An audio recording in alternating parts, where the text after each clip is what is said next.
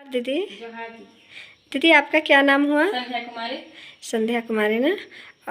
आप क्या समूह में जुड़े हैं? स्वयं सहायता समूह सरस्वती स्वयं सहायता समूह की मैं सदस्य हूँ। अच्छा, आप उसमें जुड़े हैं ना। हाँ, कब जुड़े हैं? 2019 में। 2019। जुड़ने के बाद आपको, मतलब जुड़ने से पहले आपकी स्थिति कैसी थी? जुड़ने से पहले मेरी स्थिति थी कि मैं शादी करके फर्स्ट बार आई थी और उसके बाद में फिर मुझे इच्छुक था कि मैं कुछ करूं। उसके बाद में फिर गांव में सभी महिला की सहमति से मुझे स्वयं सहायता समूह में जुड़ा गया और मैं उसमें बीके का काम करने लगी। काम करते करते मैं उससे लोन ली। लोन लेने के बाद में छोटा सा दुकान खोली, श्रृंगार का दुकान खोली थी। उसके बाद में फिर दुकान खोलने के बाद में फिर दुकान को चलाते गए। उसके बाद में मैं फोटोकॉपी का मशीन खरीदी। उसके बाद में फोटोकॉपी का मशीन खरीद के उसके बाद फोटोकॉपी का मशीन से थोड़ा बहुत कमाते गई। उसके बाद में मुझे ग्राम संगठन का चुनाव हुआ। उसमें मुझे ग्राम संगठन के लेखापाल के रूप में चुना गया। अच्छा। उसके बाद में फिर मुझे डीजीपे के लिए चुना गया और मुझे डीजीपे का कोड मिला और मैं उसमें काम करने लगी। उसके बाद में फिर मैं अपने समूह से फिर 50,000 का ऋण ली और मैं अपना घर बनाना शुरू की थी। उसमें वो पैसा को लगाई और धीरे धीरे वापस कर रही हूँ। और फिर मुझे इच्छुक हुआ कि मैं लैपटॉप चलाऊं। लैपटॉप चला के मुझे बीसी का काम मिले, इसलिए मैं लैपटॉप खरीद ली हूँ और मुझे आगे काम करने का इच्छुक है, इसलिए बीसी मुझे मिले, मैं काम करना चाहती हूँ। अच्छा दीदी, आप ये बताइए, डीजीपे के लिए आपको चयन किया गया था, तो डीजीपे में क्या काम करते थे?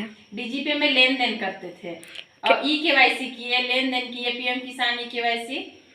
फिर उसके बाद में और काम मिलता था उसको करते थे। तो क्या आप ये जो कंप्यूटर का काम पहले सीखे थे या फिर शादी होने के बाद, ससुराल आने के बाद सीखे? ससुराल आने के बाद सीखे। पहले तो नहीं, कुछ आता था थोड़ा बहुत, लेकिन शादी के बाद जब काम शुरू किए तो इच्छा जगा कि मैं कुछ करूं, तो फिर लैपटॉप खरीदी। उसके बाद में धीरे धीरे सीखने लगी। अच्छा, आप मुझे ये बताइए, शादी हो के आए तो उस समय आपको कैसा लग रहा था? उस टाइम तो लगता था कि यहाँ मैं कुछ कर नहीं पाऊंगी, गांव में रह के क्या करूंगी। सास तो नहीं थी, बस ससुर थे। तो फिर लगता था कि परिवार के साथ क्या करूं, कैसे करूं। दादी सास थी बस, और घर में अकेले संभालना थोड़ा सा दिक्कत होता था। लेकिन सोची तो फिर कुछ बाहर निकलने के बाद थोड़ा कुछ कर पाती हूँ।